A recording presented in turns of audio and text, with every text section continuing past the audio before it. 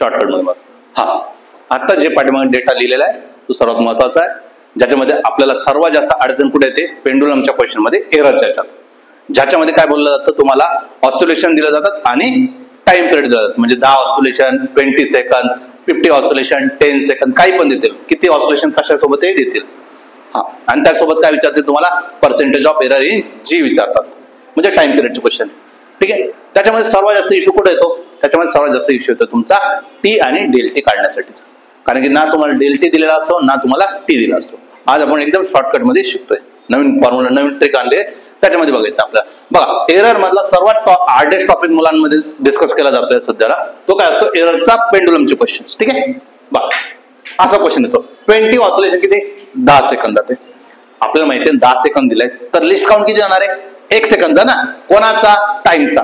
Time किती जास्त म्हणजे किती जास्त एरर येऊ शकतो, 1 सेकंदचा एरर येऊ शकतो. म्हणून मी काय म्हटलं, लिस्ट काउंट किती आला, 1 सेकंद. दिला असेल तर ठीक, नसेल तरी आपल्याला अझम्पशन करता येते. मग 20 ऑसिलेशन इज टू काय 10 सेकंद. मग एरर म्हटल्यानंतर आपण कसं लिहू शकतो, प्लस और मायनस 1 लिहू शकतो, कारण की लिस्ट काउंट किती आहे तुमचा 1. मग एक ऑसिलेशन काढायचं मला, मग हा 20 ऑसिलेशनचा आहे, मग तिकडे जाताना काय होईल, डिवाइड करायला. मग 10 plus or minus 1 divide by काय 20, सेपरेट आउट करून घेऊ. 10 divide by 20 plus or minus 1 divide by काय 20.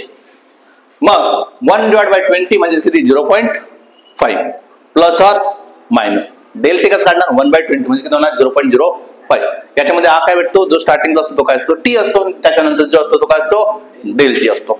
मग आपल्या रिलेटिव्ह एररसाठी तोच तर लागतो, डेल टी अपॉन टी. पण डेल टी किती तुमचा 0.05 आणि टी किती तुमचं 0.5, म्हणजे किती आला आन्सर 0.01. काय डाऊट आहे. सिमिलर एक क्वेश्चन आहे अजून बघा, काय आहे, 40 ऑसिलेशन आहे आणि किती आहे 50 सेकंद आहे. मग काय करणार आहे, एरर मान्य करणार आहे, प्लस और मायनस 1 चा. हा 40 आहे, इकडं एका ऑसिलेशन साठी काढायचं आहे, म्हणून काय केलं 40 तिकडं डिवाइड. जसंही डिवाइड काय झालं 50/40 प्लस और मायनस 1/40 केलं तर किती आन्सर येतं 1.25. डिवाइड केलं तर किती आन्सर येतं 0.025.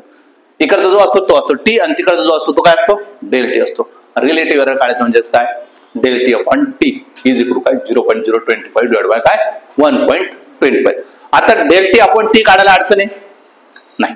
आता क्वेश्चन काय आहे, तो आपला जो क्वेश्चन येतो तो क्वेश्चन कसा येतो बघा. याच क्वेश्चनला मी आता मर्ज करतोय, याच क्वेश्चनला मी मर्ज करतोय. काय बघा, if length of pendulum is 2.5 centimeter, 2.5 centimeter, and which pendulum, जो पेंडुलम आहे, pendulum makes 20 oscillation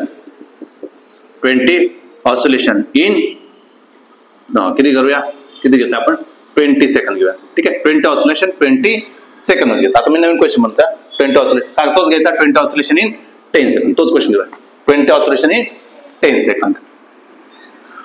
20 oscillation in 10 second. Find the percentage of error in measurement of G च्या मेजरमेंट. हाच क्वेश्चन असतो, फक्त लँग्वेज बदलतात, बाकीचं काय नसतं. विचारताना तेच असतं, त्यांना काही वेगळं काय विचारायचं नसतं. आता मला सांगा व्यवस्थित समजा, मला सांगा टीचा फॉर्म्युला दिसतोय ना, काय बरं इथं दिसतोय. टीचा फॉर्म्युला काय, टी इज काय 2π √ काय L/G ना. मला याच्यामध्ये मला जी काढायचं म्हणून काय केलं मी स्क्वेअर केलं, म्हणजेच काय झालं रे टी स्क्वेअर इज काय 4π² इज अपॉन काय L × G. काढायचं का आपल्याला जी काढायचं. therefore G इज काय 4π². हा काय लिहिणार 4π². हा इकडं जी काढायचं, जी इकडं आहे बरोबर आहे 4π² L/ काय T². दिसतोय का खाली कुठपर्यंत, इथपर्यंत दिसतोय का. हा ठीक, होऊन जाईल. आता आपल्याला काय करायचं, एरर काढायचं ना. काय करणार, डेल G बाय G लिहिणार. 4π² काय बनणार का नाही बनणार, म्हणजेच काय करणार del L upon L plus याचं काय लिहिणार 2 पुढे नेणार आणि डेल T अपॉन T लिहिणार. आता राहिला प्रश्न, इथं पण डेल L दिलेला नाही, मग कसं काढणार. जस्ट अगोदर एक क्वेश्चन मध्ये सांगितलं होतं डेसिमलच्या नंतरचं बघायचं आणि तेवढं काय लावायचं सिग्निफिकंट फिगर काढायचा, सॉरी सिग्निफिकंट म्हणतो लिस्ट काउंट काढायचा, आणि तोच काय असतो आपला एरर असतो. म्हणजे आता इथे काय दिलं तुम्हाला 2.5 सेंटीमीटर द्या. डेल किती मग 0.1 आहे. डेल किती तुमचा 0.1 डिवाइड बाय एल किती आहे 2.5 आहे. कळालं का नाही. प्लस 2 आहे. आता हा डेल्टी आपण टी कसं काढलाय माहिती आहे ना. तोच क्वेश्चन मी रिपीट केला 20 ऑसिलेशन वाला. म्हणजे हा डेल्टी आपण टी कसं काढला कळालं ना. तो किती आला तुमचा 0.01. मग डायरेक्ट लिहू का 0.01 इंटू किती 0.01. मग आता 2.5 ने डिवाइड करायचं आहे. एक घर इकडे सारखा याला एक घर इकडे सरकलं वरचं पण एक घर सरकलं म्हणजे 1/25 वाला 1/25 म्हणजेच किती रे 0.04 आहे. 0.04 आहे. लॉजिक कळालं का. किती आलं तुमचा 0.04 प्लस किती 0.02 म्हणजे किती आलं रे 0.06 म्हणजे किती रे 60%. हे लॉजिक कळालं. सिंपल क्वेश्चन होते. ऑसिलेशन मध्ये सर्वात जास्त कुठे अडचण येते त्याचा डेल्टी आणि टी इमॅजिन करताना. युट्यूबला बघितलं किंवा कुठेही बघितलं आणि गुगलला बघितलं तर त्याच्यामध्ये प्रत्येक जण वेगळ्या पद्धतीने डेल्टी करतो. डेल्टी टी करायला प्रयत्न करतो आणि मग त्याच्याने काय होतं कन्फ्युजन वाढायला लागतं. एकच प्रोसेस आपल्याजवळ काय 20 ऑसिलेशन 30 ऑसिलेशन. कळालं का. आता सिमिलरली इथं क्वेश्चन पटकन म्हणतो फक्त गिव्हन डेटा लिहिणार आहे. मी म्हटलं माझा लेंथ जो आहे तो किती 0.05 सेंटीमीटरचा आहे. खूप झाला वेगळा झाला तो 0.05 मीटरचा आहे. म्हणजेच किती रे मी असं म्हटलं असतं काय अडचण मग तुम्हाला 5 सेंटीमीटरचा आहे पण मी मीटर मध्ये ठेवला का बरं ठेवलं कळलं ना. लेंथ किती दिली तुम्हाला 0.05 मीटर ठेवलेला आहे. दुसरा हे वरच घेतलेलं आहे. मग आता माहिती आहे ना जीचा जो फॉर्म्युला बनतो काय म्हणतो 4π² L अपॉन T².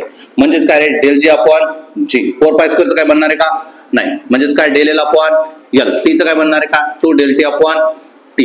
चला डेल एल साठी काय लिहिणार पटकन सांगा. डेल एल किती लिहिणार आता 0.01 डिवाइड डेल एल 1 लिहित असतो पूर्ण त्याचा आणि एल किती तुमचा 0.05 प्लस किती 2 times of del T upon T किती आलेला तुमचा. याला तुम्ही सॉल्व्ह करू शकता ना. याला मी काय केलं 2 घर सरकलो याला 2 घर सरकवलं किंवा याला तुम्ही काय केलं 25 केलं म्हणजे व्हॅल्यू काय केली मोठी केली पॉवर काउंट जाईल छोटी किती झाला -3.